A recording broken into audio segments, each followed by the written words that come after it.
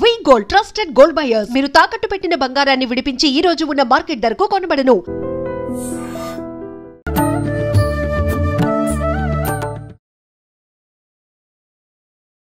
నమస్కారం, welcome to I dream. ధర్మ మార్గం విత్ విజిత కార్యక్రమానికి స్వాగతం. ప్రస్తుతం మనతో పాటు ఉన్నారు ప్రవీణ్ కుమార్ శర్మ గారు. ఇప్పుడు వారితో మాట్లాడి మరిన్ని మంచి మంచి విషయాలు తెలుసుకునే ప్రయత్నం చేద్దాం. నమస్కారం అండి. నమస్కారం అమ్మ, ఎలా ఉన్నారు? బాగున్నాను, మీరు ఎలా ఉన్నారు? తల్లి. సాధారణంగా అంటే ప్రతి ఒక్కరికి మానవులకు కావాల్సింది డబ్బు. డబ్బు ఒక్కటే శాశ్వతం కాదు, డబ్బే జీవితం కాదు అని పెద్ద పెద్ద మాటలు మాట్లాడుతూ ఉంటారు. కానీ డబ్బు లేనిది అసలు ఫస్ట్ సమాజంలో మన కనీస అవసరాలు తీరకపోవడం పక్కన పెడితే వాల్యూ అనేది కూడా ఉండదు. ఇవన్నీ కరెక్ట్గా ఉండాలి అని అంటే ఖచ్చితంగా లక్ష్మీదేవి అనుగ్రహం మనందరిపైన ఉండాల్సిందే. మరి ఉండాలంటే ఏం చేయాలంటారు? 3-4 మార్గాలు ఉన్నాయి. ఎవరి దగ్గర లక్ష్మీదేవి నిలుస్తుంది అనేది కూడా ఉంటుంది.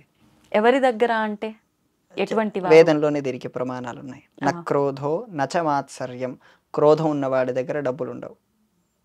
నచ మాత్సర్యం, మాత్సర్యం అంటే ఎక్కువ ఆశ, అత్యాశ కలిగి ఉన్నవాడి దగ్గర డబ్బులు ఉండవు. వాడి కోరికలు ఉంటాయి కానీ తీర్చుకునేంత ఉండదు. ఎందుకంటే వాడి దగ్గర అప్పుడే ధర్మం కోల్పోతాడు. అత్యాశ ఎక్కడైతే కలుగుతుందో అక్కడ అధర్మం వచ్చేస్తుంది.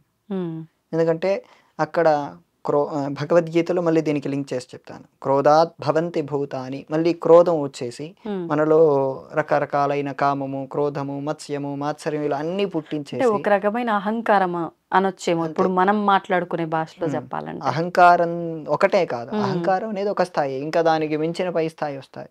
అది హత్యలు చేయించేంత వరకు వెళ్తుంది. ధనం అనేది చాలా ప్రమాదకరమైన జబ్బు, వాస్తవం. దానికి అడిక్ట్ అవ్వకూడదు. ధనం మనల్ని రూల్ చేయకూడదు, మనం ధనాన్ని రూల్ చేయాలి. అలాంటి సిస్టమ్ని మనం ఎనేబుల్ చేసుకోవాలంటే లక్ష్మీదేవి ధర్మంగా ఉండే వాళ్ళ చోట లక్ష్మీదేవి 5 స్థానాల్లో ఉంటుందని చెప్పి పురాణంలో చెప్తారు. ఒకటి, స్త్రీలు ఇక్కడ బొట్టు పెట్టుకుంటారు కదమ్మా, పాపిట, అక్కడ లక్ష్మీదేవి ఉంటుంది. ఇక్కడ గజం అంటే ఏనుగు కుంభస్థలంలో కూడా లక్ష్మీదేవి ఉంటుంది. బిల్వదళంలో ఉంటుంది, గోమయంలో ఉంటుంది, ఇల్లు శుచిగా ఉన్న ప్రదేశంలో లక్ష్మీదేవి ఉంటుంది. ఈ 5 ప్రదేశాలు స్త్రీలు కానీ పాటించగలిగితే వాళ్ళకు ధనం ఖచ్చితంగా ఉంటుంది. పురుషులు ఇంట్లో ఉంటే వాళ్ళు ధర్మంగా బ్రతుకుతున్నారంటే వాళ్ళతో నిరంతరం లక్ష్మీదేవి ఉంటుంది. అంటే స్త్రీలు ఈ విధానాలు పాటించాలి, సేమ్ టైం పురుషుడు కూడా అంతే ధర్మమైన సంపాదన ఉండాలి ముఖ్యంగా. అంటే అధర్మ మార్గంలో సంపాదించకుండా చేసే ప్రతి పనిలో ధర్మంగా ఉండడం కూడా ముఖ్యం. ఒకవేళ ఇక్కడ కూడా ఒక మార్గం ఉంది, నేను ధర్మంగా బ్రతుకుతున్నాను కానీ నా దగ్గర డబ్బులు లేవు, ఇలాంటి విషయాలు చాలా ఉన్నాయి. అప్పుడు లక్ష్మీదేవిని ప్రసన్నం చేసుకోవటం కోసం అందరికీ ఉపయోగపడే సులువైన విధానం ఒకటి చెప్తాను. ఏంటండి? కనకధారా స్తోత్రం తెలుసు కదా? అవును. కనకధారా స్తోత్రం చదువుతూ బిల్వదళాలు తీసుకొని లక్ష్మీదేవి చిత్రపటానికి వాళ్ళు ఇన్ని రోజులను పెట్టుకోవచ్చు. ఇన్ని రోజులను సంఖ్య ఎవరిష్టం, ఎవరైనా స్త్రీలు పురుషులు ఎవరైనా చేసుకోవచ్చు. అంటే సుమారుగా ఎన్ని రోజుల నుంచి ఎన్ని రోజులు పెట్టుకోవచ్చు అంటారు? రోజుకు 3 పూటలు. రోజుకు 3 పూటలు చేయాలా? పొద్దున, మధ్యాహ్నం, సాయంత్రం. పొద్దున స్నానం అయిన వెంటనే చేయటం. కనకధారా స్తోత్రంలో నమోస్తు దేవ్యైని కొన్ని నామాలు మొదలవుతాయి. ఆ నామాలు చదువుతున్నప్పుడు బిల్వదళాలు లక్ష్మీదేవి చిత్రపటం దగ్గర పెట్టడం, లేదా ఒక కలశం పెట్టుకొని లక్ష్మీదేవిని అందులో ఆవాహనం చేసుకొని ఈ బిల్వదళాలతోనే పూజ చేయటం. మరి అంటే 3 సార్లు అంటే ఇంట్లో ఉన్న వాళ్ళకైతే ఓకే, కానీ బయటికి వచ్చే వాళ్ళకి, ఉద్యోగస్తులకి, వీళ్ళకి సాధ్యం పడదు కదా, అప్పుడు ఏం చేయమంటారు? వాళ్ళు అందుకేనా ఇప్పుడు ఇక్కడ అయ్యప్ప దీక్ష తీసుకుంటారు, వాళ్ళకు ఆహారం సాధ్యపడదు బయటికి తినటం కోసం, బయట తినేది. కానీ వాళ్ళు ఇంట్లో చేసుకొని నైవేద్యం పెట్టుకొని చాలా రకాల ఏర్పాట్లు చేసుకున్నారు కదా, దీనికి కూడా చేసుకోవచ్చు. ఓకే. ఇప్పుడు మీరు చెప్పినట్టుగా ప్రత్యేకించి ఈ విధానాన్ని ఆచరించాలి అంటే ఒకటే రోజు చేసుకోవాలి. అంటే ఎవరైనా ఉద్యోగస్తులే ఉన్నారనుకోండి, నేను ఇలా రోజులు ఇంట్లో ఉండి చేసుకోవాలంటే మళ్ళీ అటు ఉద్యోగానికి కూడా ఇబ్బంది అవుతుంది.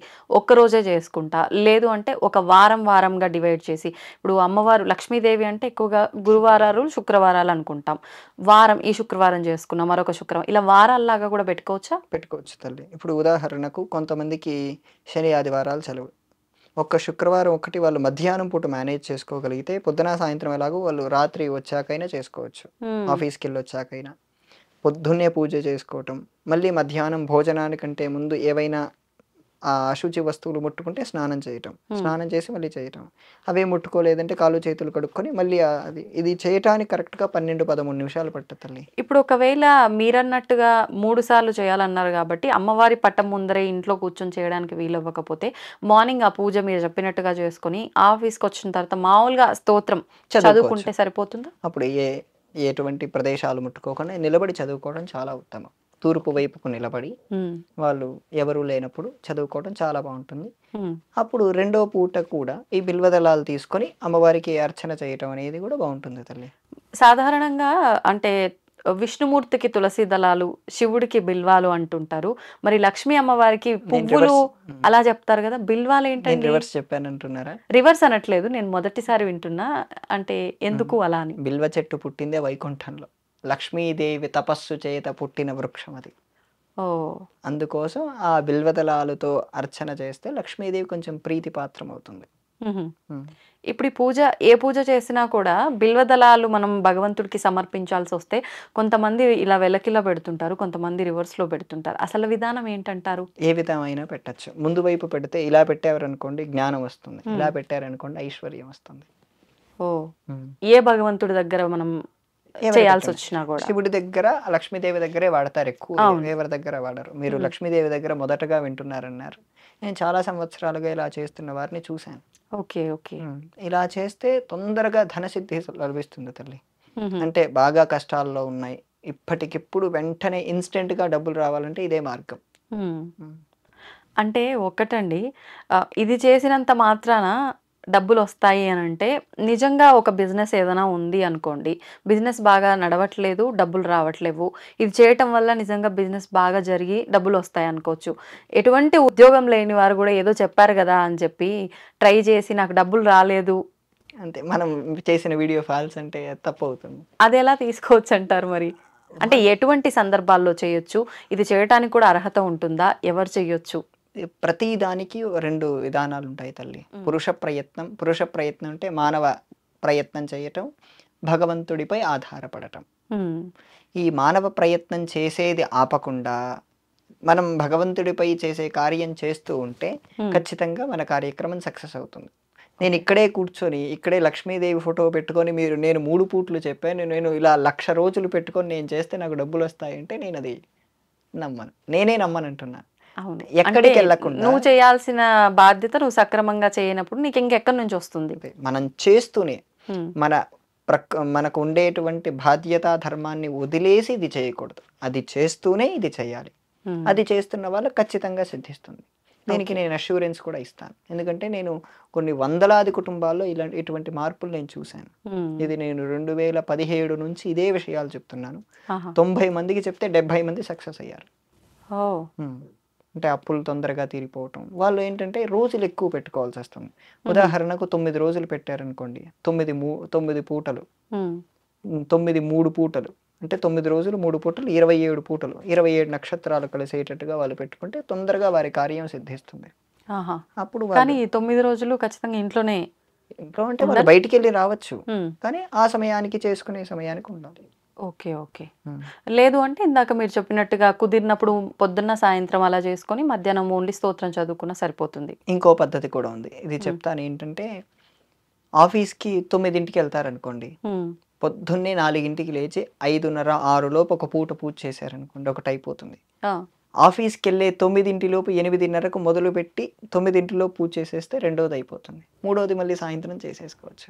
ఇప్పుడు వాళ్ళ ఆఫీస్కి ఏమన్నా ఇబ్బంది ఉంటుందా? ఏముండదు.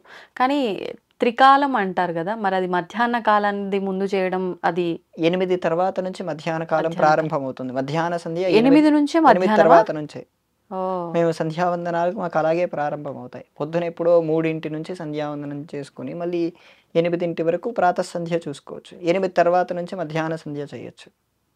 మధ్యాహ్న సంధ్య 8 తర్వాత నుంచి మనం పెట్టుకోవచ్చు. 9ంటికి ఆఫీస్కి వెళ్తారంటే 8:30కే సూర్యుడు ఎప్పుడో మధ్యలోకి వచ్చేసి ఉంటారు కదమ్మా, అప్పుడు చేసుకోవడానికి అవకాశం ఉంటుంది. ఇలా 9 రోజులు పెట్టుకుంటే ధనం కావాలనుకున్న వాళ్ళు, అది కూడా అత్యంతగా కాకుండా వాళ్ళకు అవసరమైనంత ధనం ఖచ్చితంగా వస్తుంది. ఓకే, ఇప్పుడు అంటే దేవతారాధన ఏ చేసినా ఖచ్చితంగా ఇలా దీక్షల్లాగా తీసుకుంటే నియమాలు పాటించాల్సిందే. మరి ఇప్పుడు ఈ విధానం ఆచరిస్తే ఎటువంటి నియమాలు పాటించాలి? బేసిక్ నియమాలే.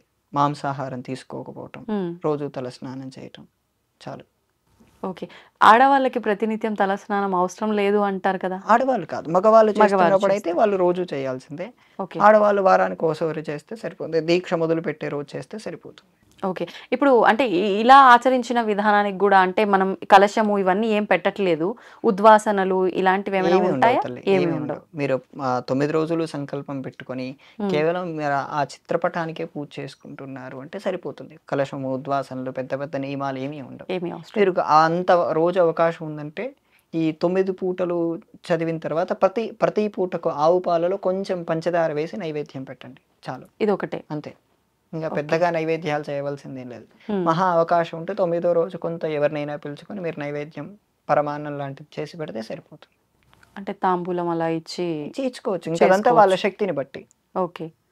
అంటే ఇంక ఎవరి శక్తిని బట్టి వాళ్ళు ఆ విధానాన్ని ఆచరించవచ్చు. ఇదంతా ఏమొద్దు అంటే మామూలుగా దీపారాధన, మీరు చెప్పినట్టుగా బిల్వ పత్రాలతో ఆరాధన అవి చేసుకుంటే సరిపోతుంది. ఇందులో మహాలక్ష్మి చూసేది ఏంటంటే మనలో ఉన్న విశ్వాసం తల్లి.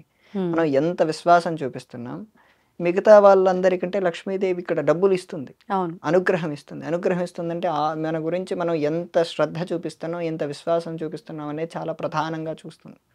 మనం ఆ విశ్వాసము, శ్రద్ధ రెండు ఖచ్చితంగా పెట్టుకొని చేయగలిగితే ఖచ్చితంగా సక్సెస్ అవుతారు. ఓకే. ధన్యవాదాలండి. దీన్ని తవ్వండి, తవ్వుతూనే శివలింగం. పరమాత్మకు జీవా సరే దాన్ని అట్లా కప్పేసేయండి, చూపించదండి. Krishna is there. మూర్తి పూజ కాదు, సాక్షాత్ బ్రజేంద్ర నందన భగవాన్ ఉన్నారు మూర్తిలో. ఏమీ ఆశించకుండా ఆరాధించే వాళ్ళు కూడా ఉన్నారా ప్రభుజీ? నిజమైన భక్తి అంటే మనకు తెలియదు కాబట్టి